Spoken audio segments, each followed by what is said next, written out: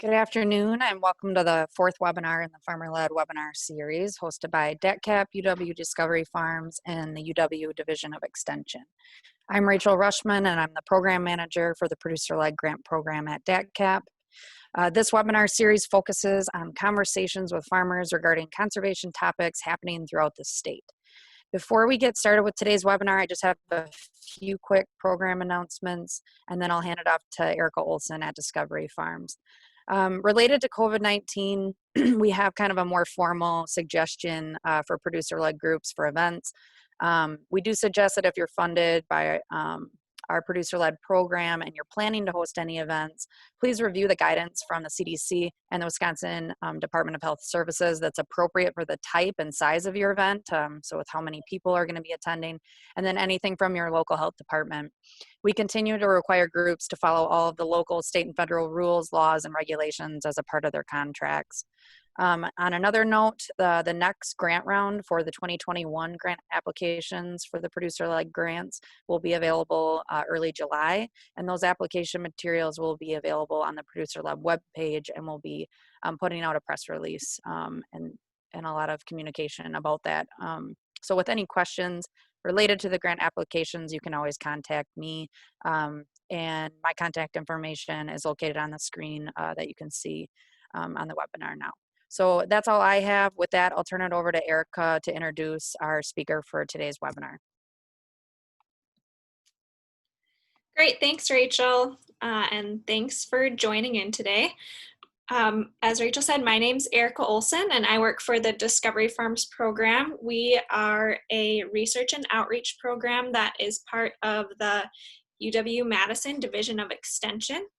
Our focus is on water quality research. We perform edge of field monitoring throughout the state on both surface and tile.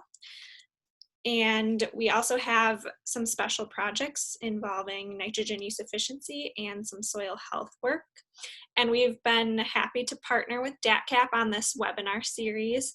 I think it's been a great success so far. We've heard from multiple different farmers, and today we're going to hear from Jeff Lake. He is a farmer in Boyceville, Wisconsin, and he is going to talk about his precision ag work. He's also a member of the Hay River Farmer-Led Watershed Council. With him today is John Sipple of the Dunn County NRCS, as well as Scott Stipetech from Pheasants Forever, who's worked with Jeff on his precision ag. So, John, I invite you to share your screen and we will get started. Oh, one more housekeeping. If you have questions as we go on throughout, because we're muting everyone as they enter to eliminate feedback, feel free to type your questions in the chat. Or if you're joining by phone, we will have a time, we'll have a break in the middle for questions where you can unmute yourself and ask those. So just wait for that cue, and otherwise type your questions in the chat and we'll get those answered.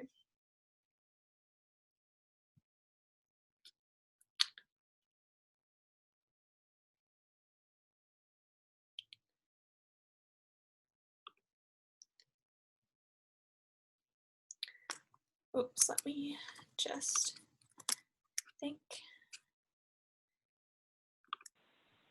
There we go. You're unmuted now, John. Good morning, everybody. Can you see my screen? Yep, we can. Okay. Hello, everybody. I'm Jeff Lake. Can everybody hear me fine? And we're good? Yep, you sound good. Okay. Kind of going to do a question and answer session here. If you guys got questions, please type them in on the screen, and Erica will try to get us the questions as we go. Question number one for you, Jeff, is please briefly describe yourself and your farm. Okay. I'm Jeff Lake. I'm the fifth generation that farms on our farm. We're up here in Boyceville, Wisconsin, in Dunn County. I grew up on the farm, grew up farming. Been farming on the farm on my own since 2006, after my dad passed away. So I guess that's what we do. We do a lot of conservation practices up here and do a lot of different things. So, what do you produce on your farm, Jeff? Mostly what we do is we raise corn, soybeans, food grade soybeans, alfalfa, clover, rye, oats. We have planted kidney beans, snap beans. We try a whole bunch of different stuff. We're doing some non-GMO corn. We do some of that just to feed to the cattle. And we also raise beef, and we sell the beef to the local as freezer meats, I guess, basically is what we do that for. And then we're starting to do more rotational grazing and getting into that where we're getting the cattle back out on the land and that sort of stuff. So, how big is your farm? Well, we farm about 12 to 1,500 acres, depends on the year and how much we want to rent or however it works. That's how we kind of do that. But most of it is where I and my brother own together. Our family own together, so I rent it from my brother. My brother's basically retired, so we work it that way. So, how did you come to start combining your precision agricultural technology with conservation? We started slow in the precision ag part of it. It really started out when we got the technology on our planter. So what we started doing was where we could do prescription planting, where what we do is take like our sandier areas and cut the seeds way back. We seen some we could actually grow a bigger cob and did different things there.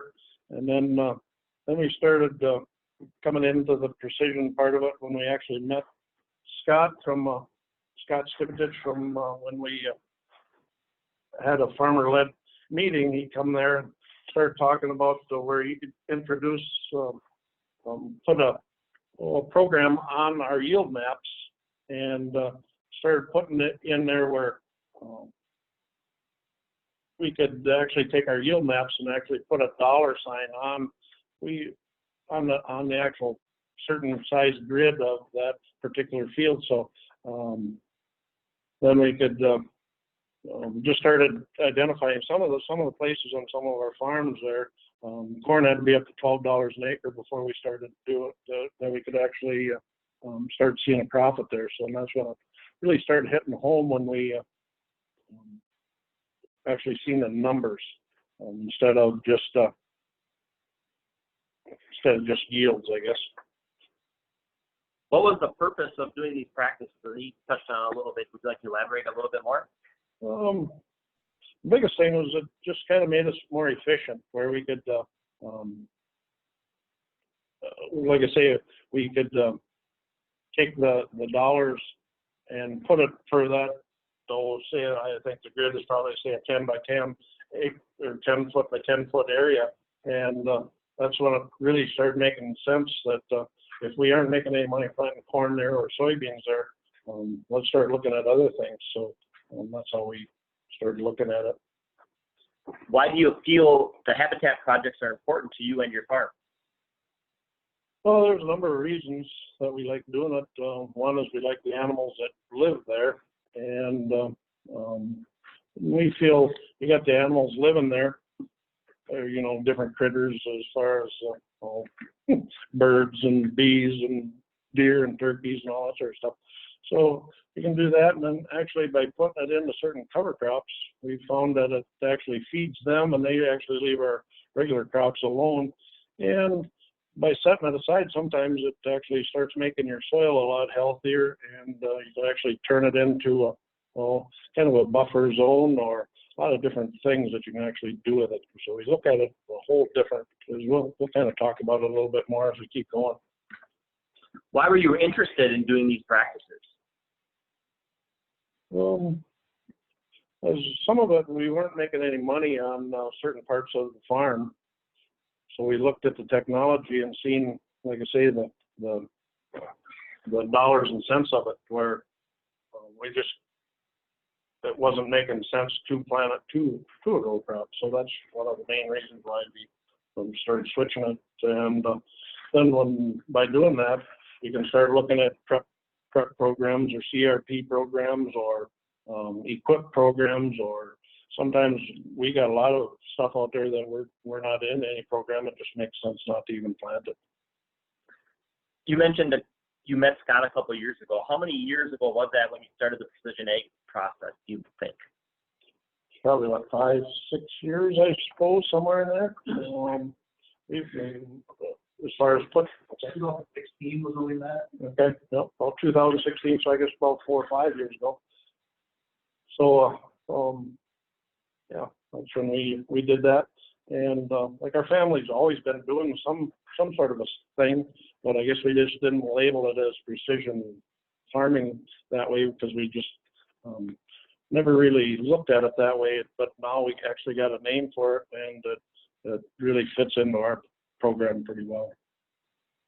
Can you describe the planning software you and Scott use to go through for your farm's data to identify the areas of opportunity for conservation practices? Yeah, what we use is we'll use our yield maps and soil samples.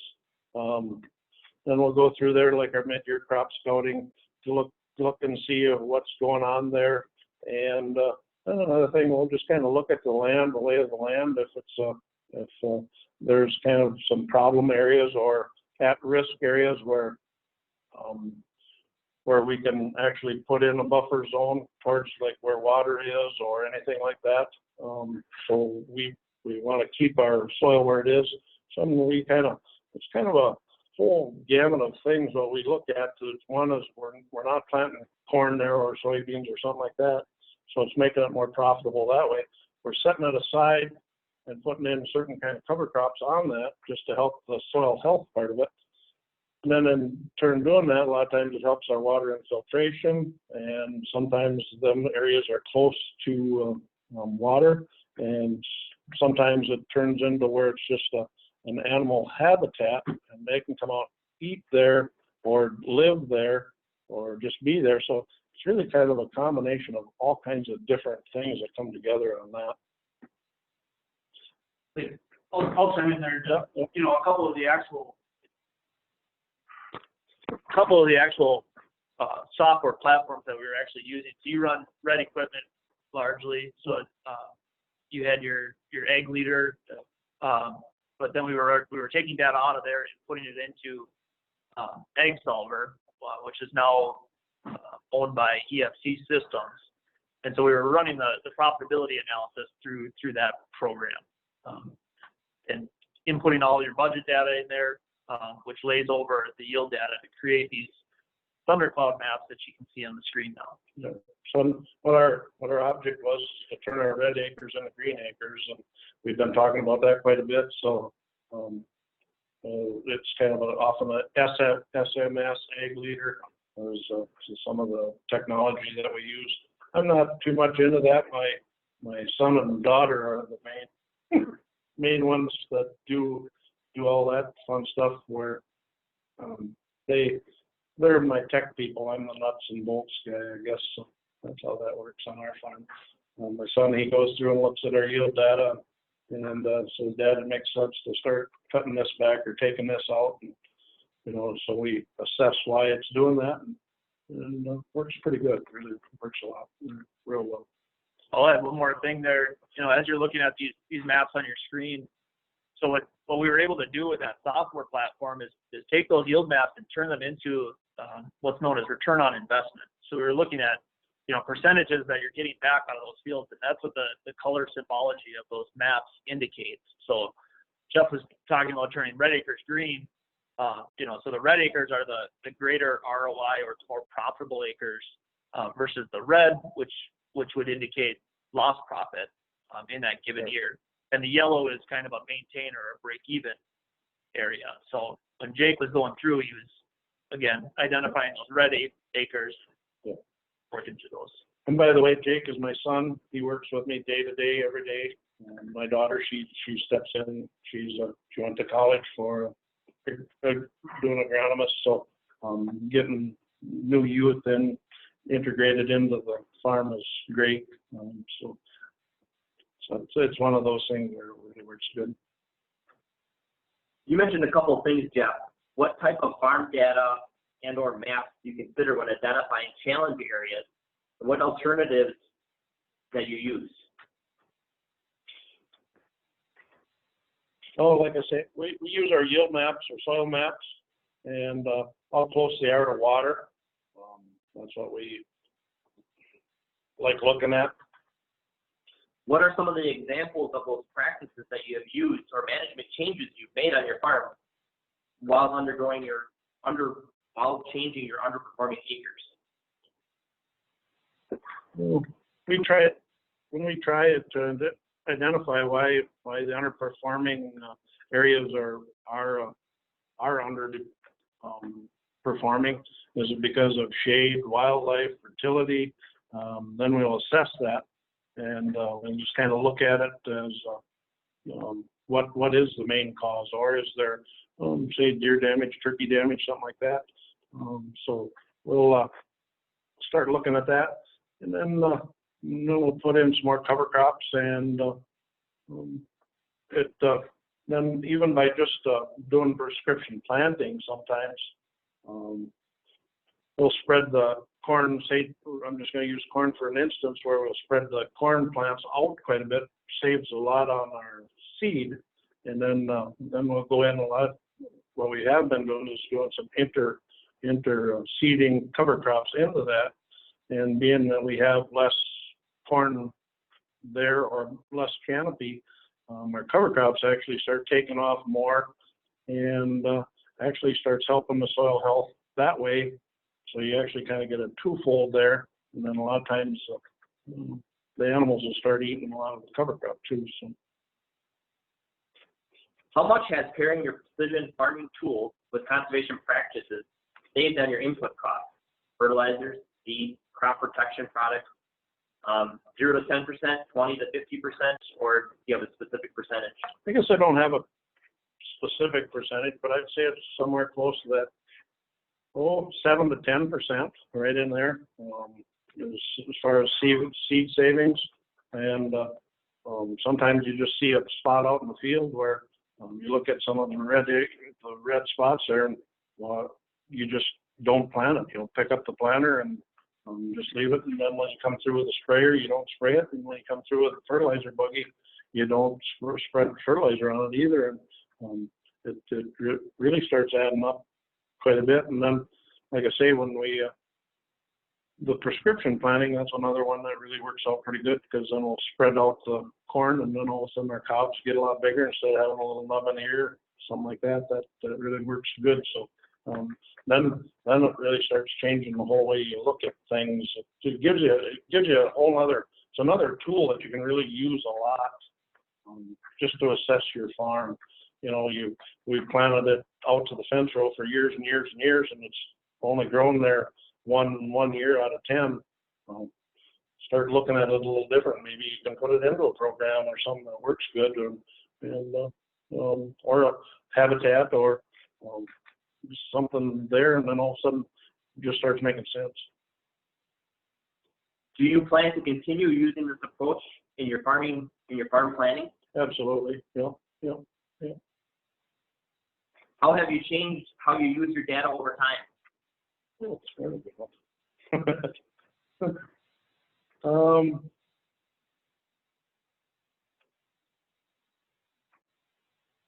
When we first started out, we were just interested in the fertility in the ground and taking the precision soil samples and stuff like that.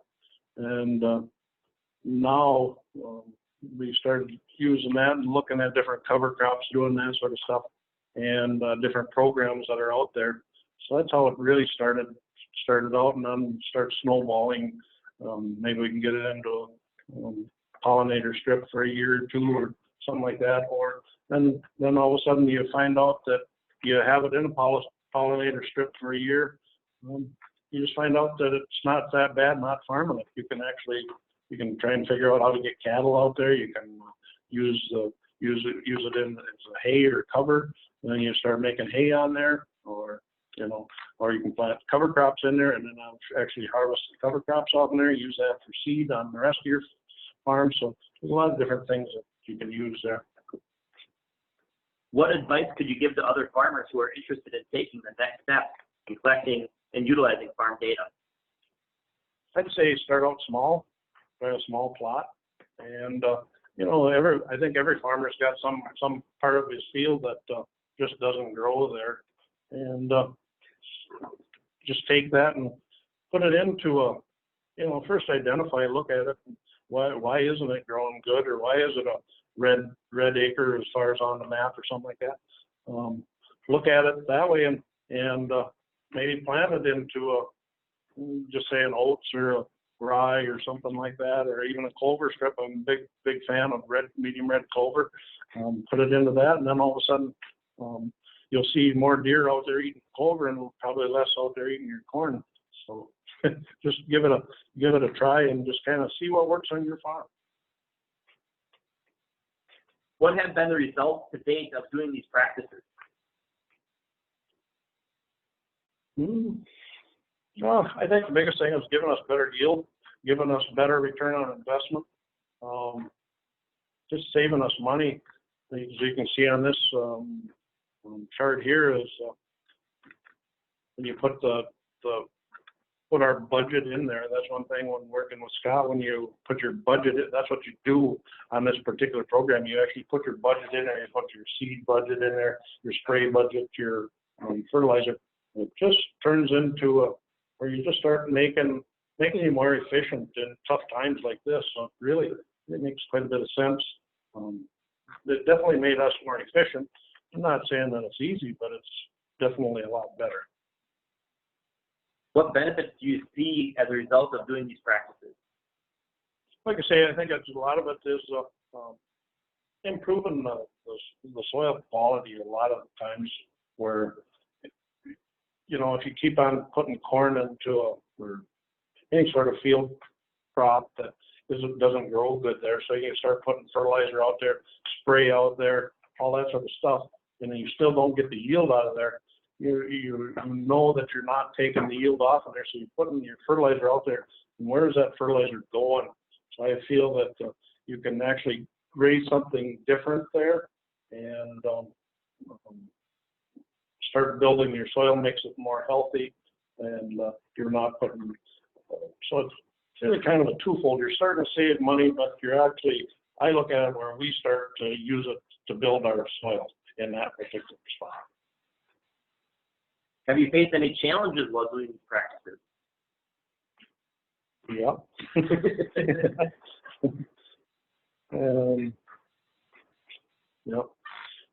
Some of the challenges that you have is where you have to, instead of you planting that whole 40 with your cornfield, and you got this corner that's either wet, dry, or just doesn't grow anything, you got to go hook onto another planter and go plant something out there. And sometimes the neighbors will look at you like, well, how come you didn't plant that right next to the road down there and down in that corner, so you'll get a lot of criticism from that. But then you can also say, well, if I'm not making any money at it, why plant it? So the biggest thing is it does create a little bit more work, but the rewards for it is where you know that you're actually starting to do the right thing, that it doesn't pay to do row crop in there, so you actually start either put it back to nature or try and supplement in there, do something different for your farm, where you can turn it into a hay crop or make it some sort of bedding, or plant sunflowers there. They grow on almost anything, and then all of a sudden you got all kinds of different things going on there. You mentioned Pheasants Forever and Scott Stipetech is helping you with previously getting started with this process. Did you seek advice from any other farmers, any other egg professionals, co-ops, etc.? Oh yeah, I've used other farmers, talked to them about different things. That's one nice thing where I'd like to reach out to different things. I talk to my family, NRCS, talk to a lot of these guys down here. I ask them some crazy questions sometimes. Pheasants Forever, Scott Stipetech. We got soil conservation. We ask them. Just bounce a lot of different ideas. Biggest thing is try and stay open with your mind on what you can ask. And hey, it's starting to turn into a bigger thing we're raising more different, I don't know, diverse cover crops out there. We're up to probably 8, 9 different things that we plant out there, and it's pretty neat setup. Instead of watching 3-foot corn grow there, it's pretty cool to watch 6-foot pearl millet growing out there with Sudan grass, and then all of a sudden you start seeing a whole bunch of pheasants standing out there on the edge of the road, you know. So it's really pretty satisfying to watch that stuff happen, because you get your critters out there. It's just kind of a neat way of farming. It's a whole different way of looking at it. Have any groups helped you financially support your efforts in doing these practices? Yep. We've through the farmer-led watershed, we do some stuff where we set it through our group there, where we get funding through them. NRCS, through DATCAP, you know, we do all kinds of, we have like prep programs. I just got a small field in, I think that's a prep program that we put in. We do some equip parts, so we try and use all the tools, or start checking out some more stuff, and yeah, there's been a lot. Farmer-led thing has been a big thing, and then we can start bouncing it off on other farmers. You know, other farmers will start asking me what we do, and just start laying it out there, what really starts making sense, I guess. You kind of alluded to this. Are other members of your farmer-led watershed group doing some of these practices as well? Yes, they are. They're doing it. I think they're doing it at a different pace, maybe. But they're doing it at the thing where they feel it's important on their farm. A lot of farms, there's different things going on. You know, they have a lot more cattle than I have, so they have to do different things. So I think I see a lot more farmers doing it in our neighborhood that we haven't seen. There's a lot of stuff going on out there right now. Are you aware of, Jeff, is anyone outside of your producer-led watershed group doing these practices because of what they've learned from you? Well, I don't know if they're doing it because of what they've learned from me, but they're probably, I think with everybody, like I say, there's a lot of good farmers out there, a lot of very good farmers. I think everybody's just starting to adapt, learn more. Everybody's learning new techniques, new ways of doing things. So, I think there is a lot of people out there doing a lot of things. But like I said, I'm not so sure it's just because of me. Lastly, Jeff, congratulations on receiving the Wisconsin Leopold Conservation Award. Can you talk more about what it means to you and your farm to being recognized in this way? Yeah, it means the world to me, and my family. Like I said, in a lot of things, it's kind of like winning an Oscar in farming, so it means a lot. I've met some very interesting people, and biggest challenge is now is you can't just sit back on your hands. You got to keep on doing stuff. So yeah, the Leopold thing for our farm, it's huge. We've been working on it for a long time, and it's an awesome feeling to be part of that group that has won the Leopold. And I like to see that sort of stuff where it rewards people for doing what they think is right. So I like that. Congratulations, Jeff, to you and your family again. Thank you. I think we're maybe at a good medium point. Are there any questions that had come in, Erica? Excuse me. Yeah, so we have had a couple of questions, and I encourage everyone to, if you still have a question, to type it in the chat now.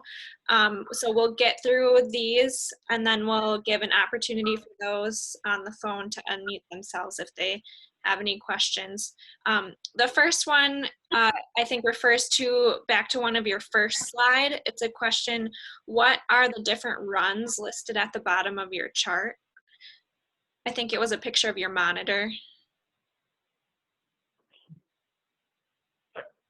There, yeah. Oh, that's just that the runs the run screen is part of my monitor. It was just kind of showing, that's what it looks like when I'm combining corn. So that's just different run screens that, like if I push on run screen number 2, it'll show a different screen where it can be parts of the field or what part of the field I'm in. It's just another frame of the computer is what them are basically. So that's how we can go through and check different things on our planter or our combine. So we use the same planter and combine monitor. So it just tells you different things that are going on with the thing. That's what that means. Okay, great. The next question, you kind of alluded to this, but do any of your neighbors do similar practices? Yep.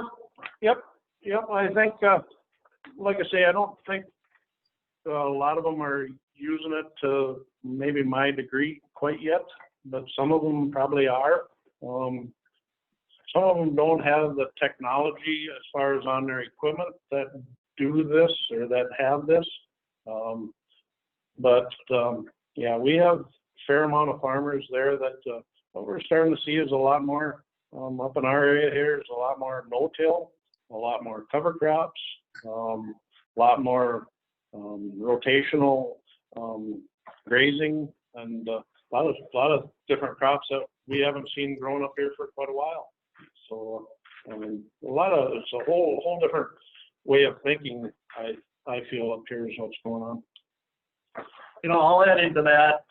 So working with Jeff, he's been really great about kind of sharing the information that he's collecting on the farm, and really willing to share the numbers behind it, kind of why he made the changes he did.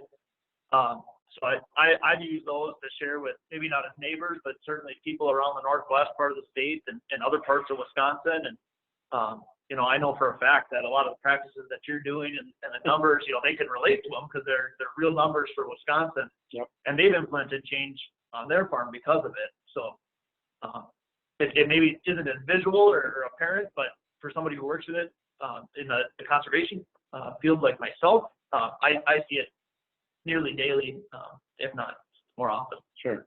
Like Scott says, I don't get to see all that good stuff. He takes all the credit and we do all the work on it. I don't know how that works, but good for him. I'm just kidding. I feel we've shared this story a lot. So we've done conferences. We've had on-farm field days where we talk about this, and the biggest thing is it gets a lot of people just going, maybe we should start thinking about that. And especially in challenging times, if we can start making, $1 an acre or whatever, we can actually make more, it just starts making sense. So, yeah. Any more questions? Great. Yeah, we have another one here. So this one is about DNR involvement.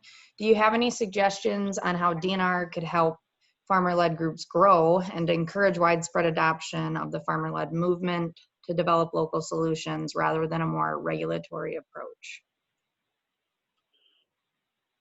Oh, I think the DNR, we've reached out to the DNR quite a few things. I feel that they're pretty open to a lot of suggestions. Things don't, biggest thing is you got to be patient. Big things don't happen overnight. I've got a lot of different ideas that I've bounced off from DNR officials that we want to get starting, and sometimes you just got to plant the seed and start working on it. And I think everybody, sometimes everybody's kind of a little bit scared to step out of the box, and I think that happens even with the DNR. If they happen to do something a little bit wrong where it's not in the public eye, I feel that they're kind of a little bit reluctant to jump into that too. So I think they want to, they're trying to reach out more, and I think we're going to try and do some more pilot programs on certain things. So I think there's going to be a lot of changes going on. And I think the DNR, we keep challenging them just a little bit to quit being a cookie cutter you know, this policy has got to be this cookie cutter way. When we look at our farms, no farm is a cookie cutter thing. So maybe we got to just kind of open up our minds just a little bit, and that's everybody, to not just be one-sided. Let it kind of open up. That, hey, this kind of makes sense. So let's not hide behind the policy that we can't do this. Let's just kind of open up our policies a little bit. That way we can start doing a little bit more. Yeah, great. The last question that's typed in the chat, I think, is a follow-up to the calculations. Why are the dollars per bushel values different in the calculations? In the first one, it's 50 cents per bushel, and in the second one, it's 74 cents per bushel. And this slide here, Erica? I'm not sure. Bill? Yeah. Oh, Bill says yes.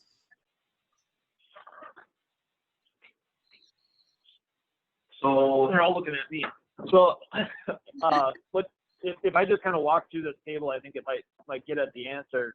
So these two tables side by side are representative of the maps that were on the slide right before. Give me a second. So they relate directly to these maps, and so it's the numbers behind the decision that was made. So 2017, we had the whole field planted to corn. So the acres are seen there, the average yield, you know, harvesting the whole field, the profit per acre, and then like we were talking about, when we layer, you know, the budget on top of the yield, we get this return on investment number. So a positive 16.7. Now, when we look at, you know, alternative planning and whatnot that Jeff was talking about earlier, you know, the alternative that he chose on this includes some grass plantings that were done through CRP or CREP. And so you see the field metrics as it relates to how that management technique is applied. So we still have the same acres in the field, but his yield increased because he took out, you know, the red areas and put those into a different cover type. So our average yield for the corn acres goes up. The profit then goes up as well, and the ROI follows that. Okay, yep, thanks for that explanation. Hopefully that answers your question, Bill. One more question. How are you calculating your cost of production in this instance? What we do is that when Scott comes out and talks to you, you'll actually have a budget. You'll have where you land rent, you know, and what that costs you, what your cost of your seed is that year, what your cost of fertilizer is that year, spray. They'll actually put a budget right in there, and that's how you come up with your cost wise, and then you'll overlay that with, say, your yield map, and that's how you'll look at that. If you're only getting, say you're getting 70 bushel off of that 1 acre that's there, I can tell you right now, if you're getting 70 bushel and you put 80 into it, you know, it's really kind of an eye opener. Instead of thinking that you're getting 80 bushel off of it, it really costs you money to put it in there. It actually costs you. I'm just using it for instance. Say you got $100 into that acre, and you only get 30 bushel off of that. You know, at $3, it's actually costing you money to plant that. So what it does, it just puts a dollar sign instead of you looking at the yield. The return on investment is what you really look at. So it puts a dollar sign. That's when it really starts making sense. And then you can get as detailed as you want as far as the budget. So that's what really starts kicking into gear. Now, I'll just add to that. You can see these black lines on this second map, or the map on the right side of the screen. So Jeff was able to detail out different budgets for each of those kind of black polygons. So, you know, if you can see my cursor, the main part of the field is the largest polygon. You know, that was kind of a typical corn budget, or you might have had some prescription planting in there. so it changed the seed population, and that was part of the algorithm of the software, so we just type in kind of what he spent on those different polygons, and it automatically calculated that return on investment for him. Okay, great. Now I'd like to just wait a couple seconds and see if you're listening in on the phone and you'd like to ask a question at this time. Feel free to unmute yourself and ask your question. We'll just give it a little bit and see if anyone is out there with a question on the phone.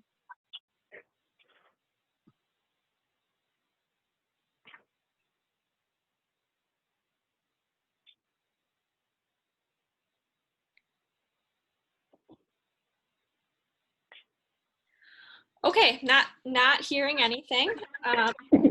We will go ahead and get into the next set of questions. We don't know if that's a good thing that we're not getting any questions, or if that's a bad thing. Maybe we answered everything. Maybe people are just shy of hearing their voice. Yeah, that's a good thing. Well, thanks for the explanations there, Scott and Jeff. That was a very good synopsis of what you guys have been doing. A couple more questions, Jeff, more in regards to the Hay River Farmerland Watershed Group. Can you please share with us where your watershed group is located and what the watershed group is in, and what watershed the group is in, excuse me. Okay. We're in the Hay River Farmer-led Watershed Group. It is actually the Hay River. We actually have 2 Hay Rivers here, the North Fork and the South Fork, and it kind of entails both of those, which lead into Tainter Lake and Lake Monoma and stuff like that. And we're located up here in Dunn County. Parts of it are in Barron County and parts of it are in St. Croix County. So we're just north of Menominee, Wisconsin, kind of up in that area. And we go clear up as far as pretty close to, say, Cumberland, up in that area. So that's kind of our watershed area. What are some of the issues that you face in this watershed? Oh boy. Some of the issues that we face is, I just don't know how to answer that. Biggest thing is trying to make sure that our word gets out there enough to know that to get enough people that are buying into what we're doing, and it's just a challenge that way. How did your producer-led group come together, and why did you guys form? I guess I really don't know how it all came together. I think we were one of 4 pilot programs, really, that started up in the state, and we got started. I come in probably 2 months after it started. I wasn't actually on the actual scope of in the watershed itself, but I think the group kind of expanded and realized that when both of the rivers go through our land, and they just started opening up. So it just started out, and so I really don't know how it got started and how everything went that way, but I'm glad to be part of it. How would you define what a successful producer-led group is?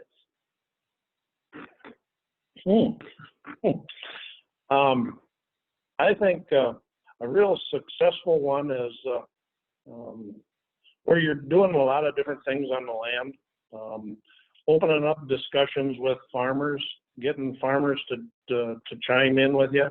The cool part is where it's farmer-led, so farmers are the boss. They're talking about it.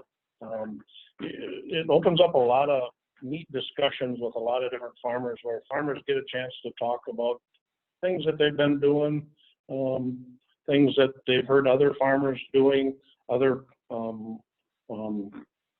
watersheds doing.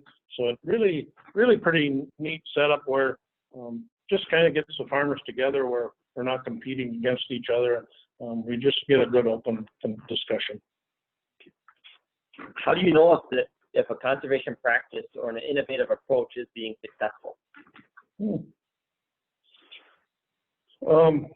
I think by just taking a look at what's being practiced out on the land is a big thing that I like to look at. The results of seeing different change, where we're getting a lot more farmers doing no-till, planting a lot more cover crops.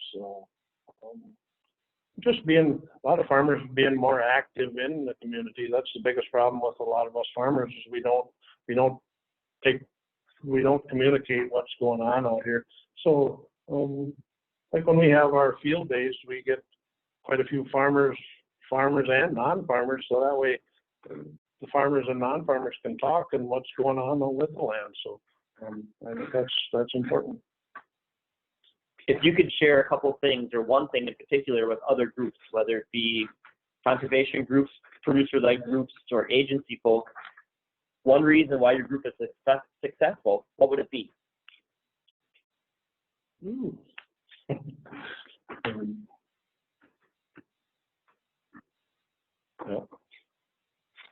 I kind of got a little funny in here. My daughter, she helped me write some of these answers up, and we got one particular person that's in our group, and his name is Kyle Hillman, and it's one of those. He's one of those guys. No matter what kind of a day that you have, you're always going to come out of that. If he's at the meeting, you're going to have a good day just because he lightens up your day, no matter what all happens. So it's kind of a little funny that we have. You have to go to the meeting because you got to hear what Kyle's going to say. Here's just one, for instance. Kyle come to one of the meetings there and said, "Learned something new today." He talked to my daughter and he says, "I learned something new today." And he says, she asked, "Well, what was that?" "Well, you don't use your hay bine as a chainsaw." So, all the farmers can kind of relate to that, where you kind of get a little chuckle out of that. And what's neat about our farmer-led thing is we've actually gotten closer to our farmers in our community, where they actually it opens up where everything's busy. But when you go to that meeting, the competitiveness is gone aside, and you actually start you just start doing some solutions. So I'd say that's what we like about, and seeing your ideas grow across the country. What are some of the other conservation practices or innovative approaches that your group is doing? What we're doing is we started out fairly small. We're doing where we feel that soil health is huge, so we're big into doing soil samples, help fund soil samples so farmers can realize what their soil is starting to do. Cover crops, we help with cover crops, and as far as if you seed down, we'll pay a certain dollar amount towards whatever we do as cover crops. And waterways, we're really big into waterways, so we'll help pay for that, where the farmer actually puts it in. And then we have people that kind of go out and look at it, and by looking at waterways and fencing off, say, stream banks. So say if you got cattle out there, you fence it off, and maybe you'll turn the cattle in there once a month or something like that, but just lets the stream bank kind of heal up and different things. So we have different funding for that, and it's just some of the practice that I guess we've done so far. I'm sure there's more, but I can't think of them right now. What has the group learned from implementing these practices? I think that farming and conservation go hand in hand together. I think that's probably one of the biggest ones. I know you mentioned this earlier. Can you give a specific example of how these practices have spread across the landscape? Just by the amount of people that ask me questions as far as, hey, what kind of cover crop you planting this year? They're just more open. 15 years ago, you never heard about doing cover crop. It was always about yield and doing this. So I think it's just spread just because there's more open stuff where we start talking about, hey, how long should I leave my cover crop on? Stuff like that. That's what I feel is going on. With every success, there's always a challenge. Jeff, can you please share a challenge or a barrier that your farmer-led group has successfully overcome? Probably one of the biggest challenges is we get is to get more farmers to come to our meetings, and we haven't quite overcome that.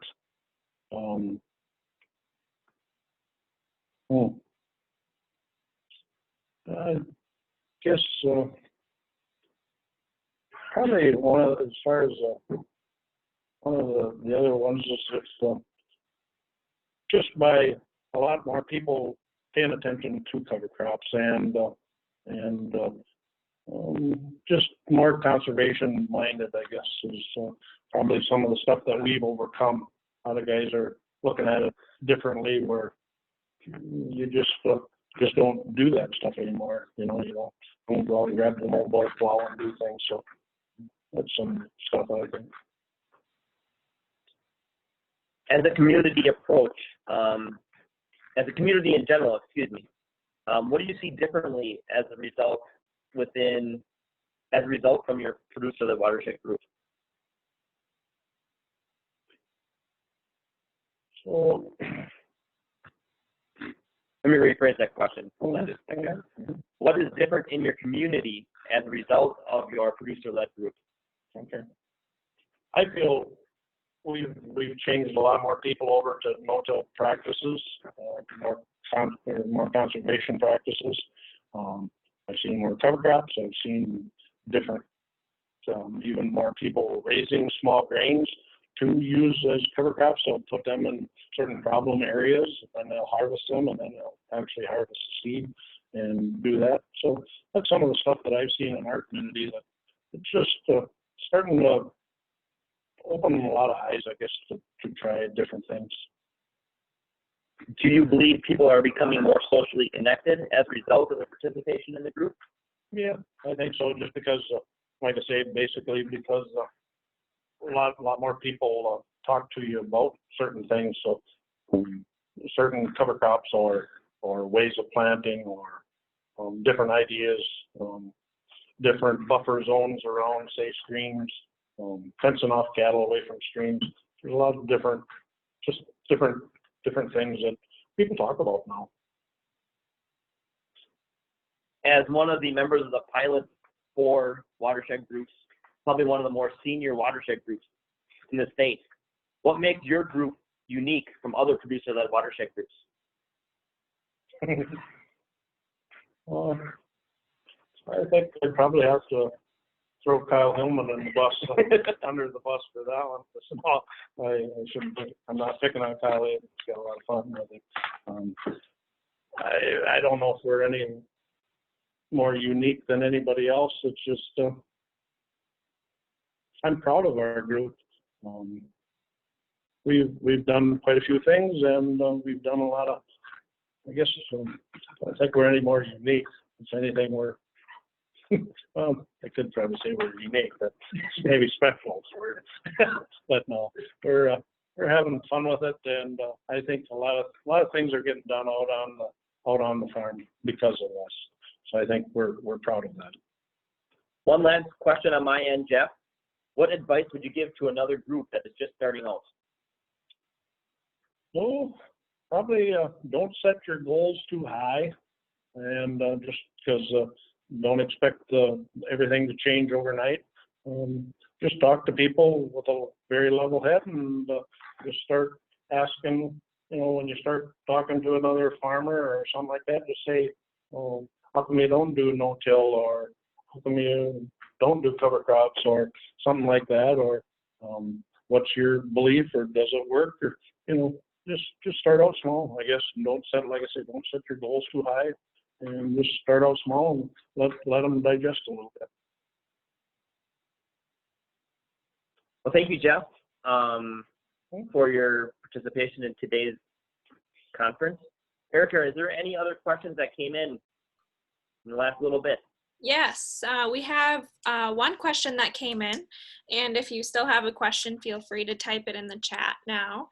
The question is, how are you measuring your improvements in soil health? A couple different ways with the soil samples, and just by going out out there in the soil and digging it up with your own spade, you can really tell quite a difference in that. And even just by your yields that you find. Biggest thing what we notice up in our soil, we're pretty sandy, quite sandy.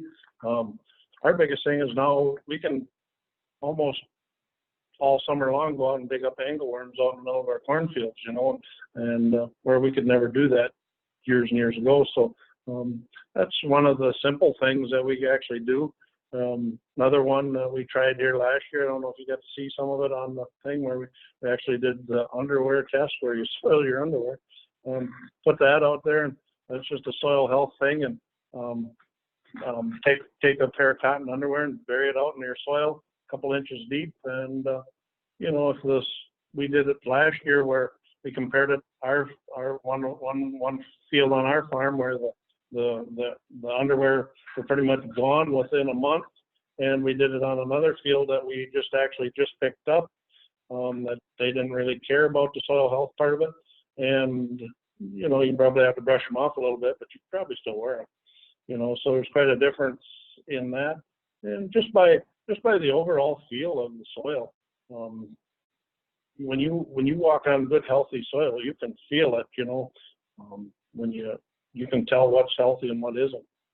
So that's probably one of the biggest ones. But soil samples help. We're watching. I don't think like our organic material is growing. It doesn't grow that fast, but I know it's growing, and just a lot of healthier things you can just see going on with your land. Yeah, great. Thanks for sharing. Looks like we have one more question from Mark. It says, thank you for your time today, Jeff. You talked a bit about challenges your group has overcome, but what do you see as some of the biggest barriers or missing pieces to wider spread adoption and involvement in producer-led initiatives in conservation practices? Ultimately, what's preventing people from taking that first step? Well, as far as farmers taking that first step? Yeah, I think so. Okay. I think a lot of it is farmers get comfortable with what they're doing, and it's they've done it for this way for a long time. So I think just by them watching, by us doing more on-farm field days, talking about it, showing them different things that we've done. I think that's it's not coming from somebody that is at the university, not picking on anybody at the university, but I'm just saying, we live it every day. So we see the challenges, we know what that is and how we can try and implement it on our farm. I think so I think it's easy for them to just keep on doing what they do because they know that. And I'm not saying that like even what we do is easy, because like I say, we got to sometimes hook onto another planter and go back out and plant those other strips, but it's just hard for them to. And we've done a lot of things that we probably wouldn't do again. So sometimes farmers are just afraid to make a mistake, and a lot of it is right now is just because there is no profit in it. So you don't want to make any mistakes because margins are so tight already. So that's where, like, with the grants that we get and the help that we get are huge. They mean a ton to our producer-led group, and me as a farmer myself. It's helped me a ton, and some start taking it the whole other way. So. A lot of it's just money too. So there's a lot of different things that go on there. But by us getting our word out there and talking about it more, I think there'll be more people adapt to it and start figuring out ways to do it. Farmers are pretty ingenious on trying to figure out ways to do things. So. Yeah, great. And a sincere thank you for being with us today, Jeff, and congratulations on the Aldo Leopold Award. I know that's a huge honor and well-deserved honor, and we really appreciate you sharing your story with us today. And also thank you to John and Scott for participating and helping out. One last thing, I'm going to launch a quick poll. If you're still listening, feel free to answer the poll. It's just part of the survey that we've been sending out, and it is helping us evaluate these webinars and the producer-led program. So we'll launch that, and thank you, Jeff, John, and Scott for being with us again. Thank you. Thanks for having us. It was fun. Yeah, definitely. And a reminder, this is a recorded webinar that will be shared on both the DATCAP and the Discovery Farms web pages, the audio clip. So if you missed part of it, or if you want to share with others, we would appreciate it.